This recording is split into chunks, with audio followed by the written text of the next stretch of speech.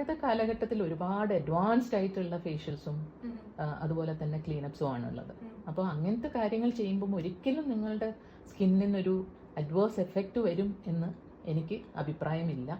എൻ്റെ ഒരു എക്സ്പീരിയൻസ് വെച്ച് ഞാൻ പറയുകയാണ്. So definitely you can go for A facial. പിന്നെ നിങ്ങൾക്ക് സ്കിന്നിൻ്റെ പ്രോബ്ലം ഉണ്ടെങ്കിൽ നിങ്ങൾ കുറച്ച് മാസങ്ങൾക്ക് മുന്നേ തന്നെ ഈ നിങ്ങളുടെ പ്രിപ്പറേഷൻ തുടങ്ങണം. എന്നിട്ട് പിന്നെ നിങ്ങളുടെ ഡേയുടെ മുന്നേ, അതായത് മേക്കപ്പിന് ബ്രൈഡൽ മേക്കപ്പിൻ്റെ ഒരു 4 days മുന്നേ ആയിരിക്കണം നിങ്ങളുടെ ബ്രൈഡൽ ഫേഷ്യൽ ചെയ്യേണ്ടത്. മേക്കപ്പ് ഇസ് ഓൾവേസ് കെമിക്കൽസ് അല്ലേ, ഒരിക്കലും ഓർഗാനിക് പ്രോഡക്ട്സ് ഒന്നുമല്ല മേക്കപ്സ് എന്ന് പറയുന്നത്, നമുക്ക് എല്ലാവർക്കും അറിയാം. സോ ഫേഷ്യൽ എന്ന് പറയുന്നത് ഒരു നറിഷിംഗ് ട്രീറ്റ്മെൻറ്റ് ആയതുകൊണ്ട് തന്നെയും അവിടെ എക്സ്ഫോലിയേഷൻ അതുപോലുള്ള കാര്യങ്ങൾ നടക്കുന്നത് കൊണ്ടും സ്കിൻ വളരെ നറിഷ്ഡും വളരെ സെൻസിറ്റീവും ആയിരിക്കും ആഫ്റ്റർ എ ഫേഷ്യൽ. അപ്പോൾ നിങ്ങൾ മേക്കപ്പിൻ്റെ തൊട്ടടുത്ത് വെച്ചിട്ട് ഫേഷ്യൽ ചെയ്ത് ദ നെക്സ്റ്റ് ഡേ നിങ്ങൾ മേക്കപ്പ് ചെയ്യുവാണെങ്കിൽ ഡെഫിനറ്റ്ലി ചില kind of reactions might happen. അപ്പോൾ അതുകൊണ്ട് നിങ്ങളൊരു 4 days മുന്നേ ഫേഷ്യൽ ചെയ്യുക. അത് കഴിഞ്ഞിട്ട് നിങ്ങൾ മേക്കപ്പിലേക്ക് പോവുക. ഇപ്പൊ ചില നമ്മൾ മേക്കപ്പ് ചെയ്യുന്നവർ തന്നെ ജസ്റ്റ് മേക്കപ്പ് സ്റ്റാർട്ട് ചെയ്യുന്നതിന് മുന്നേ ഐ മാസ്ക് ഇടും, ഫേസ് മാസ്ക് ഇടും, ലിപ് മാസ്ക് ഇടും. അപ്പം ആ ഒരു സംഭവത്തിനെക്കാട്ടും ഫേഷ്യൽസ് എന്തുകൊണ്ടാ കുറച്ചുകൂടെ ബെറ്റർ എന്ന് പറയുന്നത്? അതൊരു റുട്ടീൻ തെറാപ്പി മാതിരിയാണ്. ഫേഷ്യൽ എന്ന് പറയുന്ന ഒരു തെറാപ്പിയാണ്. That is we are doing inside the skin. അതായത് മസാജ് ഉണ്ടാവും, എക്സ്ഫോലിയേഷൻ ഉണ്ടാവും.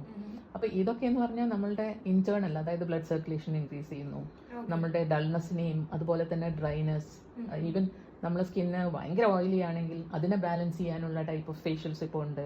പിന്നെ പിമ്പിൾ സ്കിൻ ആണെങ്കിൽ അത് കുറയ്ക്കാനുള്ള ട്രീറ്റ്മെന്റ്സ് ഇപ്പോൾ ഉണ്ട് നിലവിൽ. അപ്പൊ ഇതൊക്കെ തന്നെ വളരെ ഇമ്പോർട്ടൻ്റ് ആണ്. ചെറിയൊരു എക്സാമ്പിൾ പറയാം ഞാൻ. നമ്മളൊരു വാള് പെയിന്റ് ചെയ്യാണെന്ന് വെക്കാം, ഒരു ഫ്രഷ് വാള് പെയിന്റ് ചെയ്യാൻ. സോ പെയിന്റർ ആദ്യം ചെയ്യുന്നത് എന്താ? ആദ്യം ഒരു പുട്ടി അടിക്കും, എന്നിട്ട് പിന്നെ നന്നായിട്ട് റബ്ബ് ചെയ്യും, അതിനെ സ്മൂത്ത് ആക്കും, എന്നിട്ടാണ് അതിന്റെ മുകളിൽ പ്രൈമർ ഇട്ടിട്ടാണ് പിന്നെ പെയിന്റ് ചെയ്യുന്നത് അല്ലേ? നമ്മളെ മേക്കപ്പും അങ്ങനെയല്ലേ? നമ്മളെ സ്കിന്നിന്റെ മുകളിൽ ഒരു പെയിന്റിംഗ് അല്ലേ നടക്കുന്നത്? Actually it's an art, right? അപ്പോൾ അതുപോലെ തന്നെ നമ്മൾ ചെയ്യുമ്പോൾ ഫേഷ്യലൊക്കെ ചെയ്ത് സ്കിന്നെ പ്രെപ്പ് ചെയ്ത് റെഡിയാക്കി വെച്ച് നറിഷ്ഡ് ആക്കിയിട്ടുള്ളൊരു സ്കിന്നിൽ ചെയ്യുന്നതും ഒന്നും ചെയ്യാത്തൊരു സ്കിന്നിൽ ചെയ്യുന്നതും തമ്മിൽ വളരെ വ്യത്യാസമുണ്ട് മേക്കപ്പിന്റെ എഫക്റ്റ്. അതാണ് ശരിക്കുള്ള ഫാക്ട്.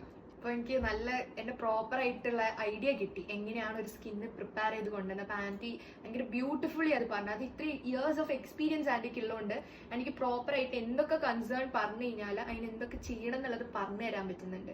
അപ്പോൾ ലൈക്ക് എനിക്കൊരു ഐഡിയ കിട്ടി. ഇപ്പം സ്കിന്ന് ഇത്ര ദിവസം മുന്നേ പ്രിപ്പയർ ചെയ്ത് കൊണ്ടുവന്നാൽ നമുക്ക് ആ ഒരു ഡേയിൽ നമുക്ക് ഗ്ലോയിനെസ്സും സ്കിന്ന് കുറച്ചുകൂടെ ഒരു ഹെൽത്തി ആയിട്ട് നിൽക്കുമെന്ന് എനിക്ക് മനസ്സിലായി. അപ്പം thank you aunty, thank you so much. Thank you, most welcome.